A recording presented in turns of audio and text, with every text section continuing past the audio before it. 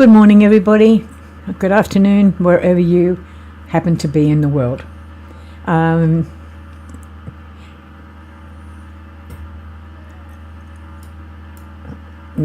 why can I hear myself? All right, never mind. Because I'm on there, that's why. Okay, I need to be actually turning that off because I can hear myself.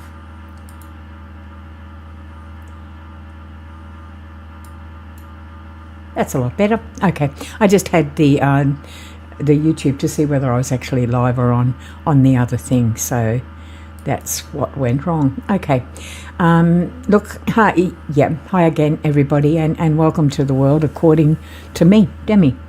Obviously, I'm Demi, and this is where I share how I see the world, which is probably a little bit different than a lot of people see it, but you know, regardless, it'll be knowing full well that your view could be different than mine, and that's absolutely okay.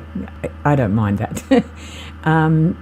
Because this show is not about me saying I'm right and you're wrong. It's purely about conversation. It is about how life shapes us, how our beliefs form, and sometimes how they change when we know better. When we heal more, when we simply live long enough to see things differently. Getting pop-ups down the bottom of my screen. So if you're watching live, I would love for you to join in the chat. Look, you don't have to agree with me. In fact, respectful disagreement is welcome here. Just keep it kind, because the whole point of this space is to talk, listen, and maybe to learn something from each other. Today's topic I feel very, very strongly about. We're talking about discipline versus punishment, and punishment, whichever you want to call it, and more specifically, whether we sometimes confuse the two. Before we get into it though, I would like to explain why this topic matters to me personally. I'm a mum of 7, I'm a grandmother, I'm a great-grandmother, and I was also a foster parent for over 21 years. And during that time, cared for over 100 children that came into my home to be loved and shown a different way. So while I would never sit here and say I am an authority on parenting, I'm not. I do believe that I have lived enough, learned enough, and made enough mistakes to have something maybe worth sharing with you. And I really do mean mistakes. By explanation, I was a very young mum. I had 4 children before I was 21. I came from my husband and I had 4 children before I was 21. He was 28. I came from a very difficult background where there was abuse, abandonment, domestic violence, alcoholism, drugs, instability, and very little healthy parenting modeled for me. So when I became a parent, I didn't have a calm, loving, well-balanced manual sitting in my head to go by. I parented from what I knew, and most of what I knew was fear. Some of what I knew was control, and some of what I knew was children must obey, and if they don't, then you make them obey. That's the way it is. Now, I'm not proud of every choice I made as a young mum. I love my children, no doubt about that. But love alone doesn't mean you automatically know how to parent. Many seems to think that just because you're a mum, you're going to automatically know. You don't. And that's really hard to say, but it is true. For many years after therapy, so much therapy, growth, learning, and a lot of personal healing, I became a mum again and then became a foster parent. By then, I had begun to understand children differently.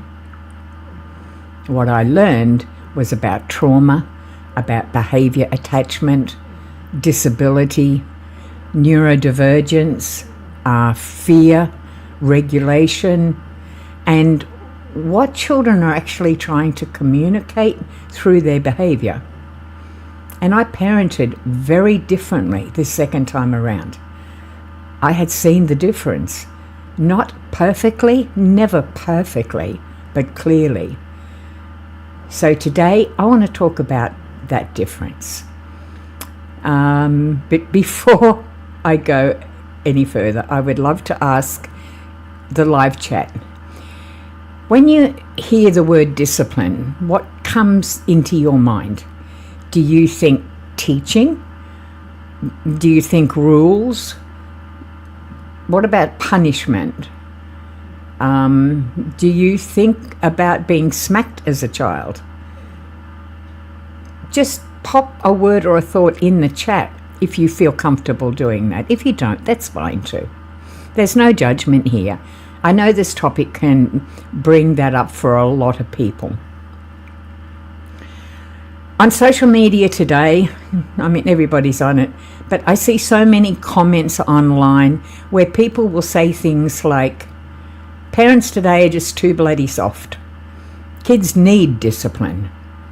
A good smack never hurt me. My parents gave me a good hiding and I turned out fine. Or even, these kids just need a good tail whipping. I see those comments and I think, are we talking about discipline or are we talking about punishment? Because I think those two get mixed up very, very often. For many people, the word discipline has become connected to physical punishment. But to me, discipline is not the same as punishment. So here's how I see it, okay? Punishment is about control. It says, what did you do wrong and how do I make you pay for that? Punishment often uses fear, shame, threats, anger, isolation, and physical pain. It might stop the behaviour right then and there, but often the child is not learning what to do differently the next time. They are learning, don't get caught. Lie. Hide it better. Adults are scary. My feelings don't matter. Or when someone smaller than me does something wrong, I can use violence to control them. We see that a lot in multi-generational families where violence is the only way that they manage conflict. They're taught that that's how you manage conflict. Now, to me, discipline is different. Discipline is about teaching, and it says, what happened? What can we learn here? How can we repair this? What can we do differently next time? See, discipline still has boundaries. Discipline is not letting kids run wild. It's not saying, well, do whatever you bloody well want. That's not what I mean at all. Healthy discipline has rules, expectations, consequences, and accountability. But the goal is different. The goal is not to make the child suffer. The goal is to help the child to grow and learn. Let's use a simple example, right? It's dinner time. You're sitting at the table. Little one reaches over to grab the ketchup and knocks the glass of milk flying. Yep. Now, punishment sounds like, that's it. I have told you to be careful. Go to your room. I'm so sick of this. No television tonight. Go. Just go. Oh, I've had enough. We all understand the frustration. We've all had those moments when the last thing we need is one more mess. But by that action, what did the child learn? Maybe they learned that mistakes make adults angry. Maybe they learned to be scared. Maybe they learned that spilling things sometimes means a loss of something completely unrelated. Now, what discipline might sound like would be, oh wow, where the milk is spilled, let's grab a cloth and clean it up. Next time, we'll move the cup away from the edge of the table, hey? You see, that teaches responsibility. It connects the consequences to the action. And it says, you made a mistake, and now we fix it. That's a very different message to punishment. For those in the chat, what do you think? Do you think there's a difference between consequence and a punishment? Have you ever had a consequence that's actually taught you anything? Because I haven't. Or a punishment just made you angry and afraid. I mean, look, just answer genuinely. You don't have to share anything personally, honestly. When I look back at my younger parenting years, Demi stayed awake to say hi. Thank you, Janet and Jeanette. I appreciate that, love. So when I look back at my younger parenting years, I can see I was often, I reacted with exhaustion, I was fear, and what had been modelled to me. I was a single mum. I was young, I was overwhelmed, when I say single mum, I was married, but my husband was an interstate truck driver. So that meant I was on my own all the time. And I was carrying my old childhood wounds into that as well. So yeah, there was times I used fear-based parenting. There were times when my response was like, look, I'm sick of this. I told you 100 times, go to your room, no dinner. I'm done. I can't take any more. And here's a funny thing.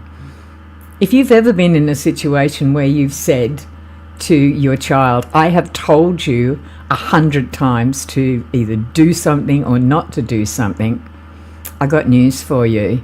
It's not the child that's the slow learner. Honestly, it's horrible to hear that, but it's true, you know. And other things I did is, you know, a good smack will make them think twice the next time, because that's what I thought was right.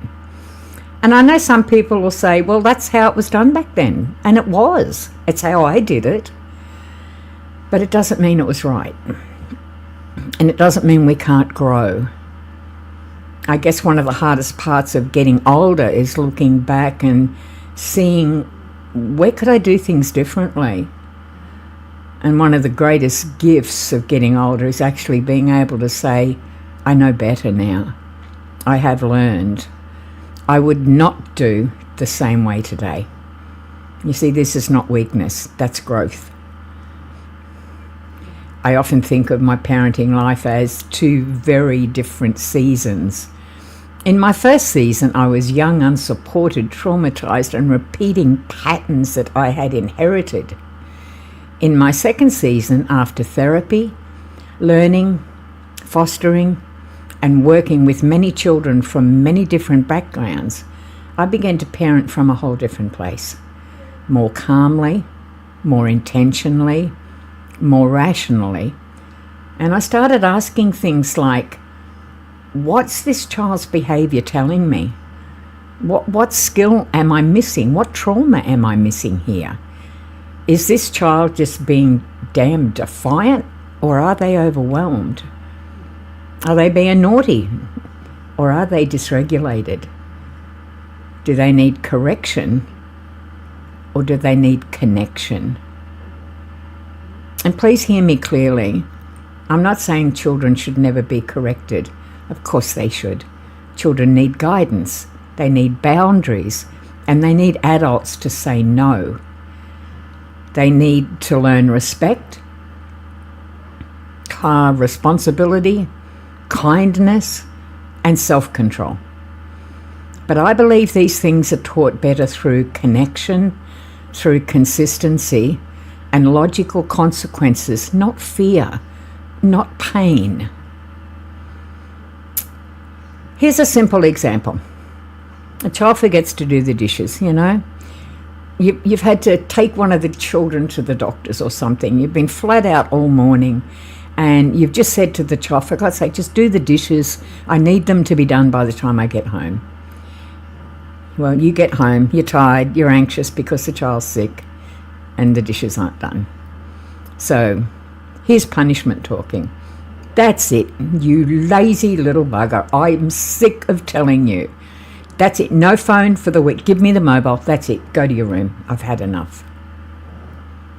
Now, discipline might sound more like, I noticed that the dishes are still there. They're not done.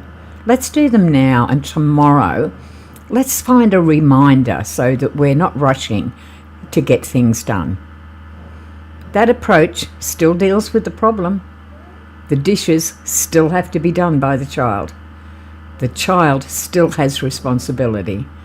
But instead of attacking the child's character, we're teaching a system. We're saying, how do we help fix this? How do we help you to remember to do something when I ask you to? What needs to happen next? That is discipline. Now, let me pause here because I know some people hear this and then they think, oh, so what you're saying is that children should get away with everything. No, absolutely not. That's not what I'm saying at all. Discipline is not permissive parenting. Discipline is not letting children rule the house. Discipline is not saying yes to everything. That's called enabling. In fact, good discipline can be very firm. But it is firm without being cruel. It is clear without being humiliating. Humiliating? Yeah, that word, yeah. Yeah, I'm tired. It is consistent without being frightened. You know, a child can hear the word no without being shamed. They can lose a privilege without being belittled. And they can be corrected without being hit. A child can be held accountable without being made to feel worthless. That's the difference. I also want to say something gently. When people say, I was smacked and I turned out fine, well, I hear that, but I don't always hear it said with confidence. Sometimes I hear pain that's never been questioned. Sometimes I hear loyalty to parents who may have done their best with what they knew at the time. And sometimes I hear, if I admit that that hurt me, I have to rethink my childhood. I don't know that I want to do that, because that's hard. Most of us don't want to look back and say, something that happened to me was not okay, especially if we loved our parents, especially if our parents loved us. You see, two things can be true at the same time. Our parents may have loved us, but some of what they did may still have caused harm. We can honour the good without repeating the harmful. That is not betrayal, that is healing. So into the chat once more. I'd love to hear from you. Do you think people sometimes defend old parenting methods because they are familiar? Do you think for some people it's hard to say my parents loved me, but that part still hurt me? Again, be kind. This is a sensitive topic for many, many people. When a child behaves badly, I think we need to ask, what do we actually want to learn? What's the end? What's the goal here? What's the end game? Do we want them to learn fear? Do we want them to learn self-control? Do we want them to obey only when someone bigger is watching? Or do we want them to develop internal responsibility? Do we want them to think, I'll be punished if I get caught, so I'll lie? Do we want them to think, I know what the right thing is and I can choose it? Choice. This is a difference between external control and internal growth. Punishment is control from the outside. Discipline builds something on the inside. And it takes longer. It's not always neat. It's not always immediate. But parenting is not about winning in the moment. It's about shaping the adult that child will become. I also want to mention something close to my heart. Not every child's behaviour comes from the same place. Some children are cheeky. Some are testing boundaries. Some are tired, some are hungry, and some are overwhelmed, and God love them, some are traumatised. Some are also autistic. Something I've had a lot of experience at. I come from a hugely neurodiverse family. Some have sensory overload. Some have not yet developed the emotional skills that we expect them to have. And if we respond to all behaviour in the same way, as if it's just deliberate defiance, we're going to miss what's really happening there. Look, it doesn't mean that there's no rules. It means we understand the child in front of us. A child who is melting down doesn't need a lecture in the moment. They need calm, they need quiet, they need safety. They need time. And then later, when the brain is calmer, we can teach. I learned this deeply through fostering and through parenting neurodivergent children. You see, behaviour is communication. It's not always acceptable communication, but it's communication nonetheless. And once I understood that, it changed the way I parented. So what does communication look like? What does discipline look like in real life? It can look like, try again, but say it respectfully this time. You made a mess, so help to clean it up. You broke it, so let's work out how to repair it and replace it. You were roughed with your young brother, so we stop, check that he's okay, and let's talk about what happened. You didn't do the job, so the job still needs to be done before screen time. You lied, so now we need to build trust. Let's talk about this. You're overwhelmed, so we'll calm down first, then we'll talk. That may seem soft, it's not. That's parenting. That's teaching. That is accountability with dignity. Now, when I look at the difference between fear-based parenting and relationship-based discipline, I see the long-term difference. Fear may get obedience in the moment, right now, but connection builds trust. Fear may silence the child, but discipline teaches the child. Fear may make a child behave when you are watching, but what happens when you turn away? What happens when you're not there? The fear's gone. What happens to the behaviour? Fear, guidance makes them make better choices when you're not there.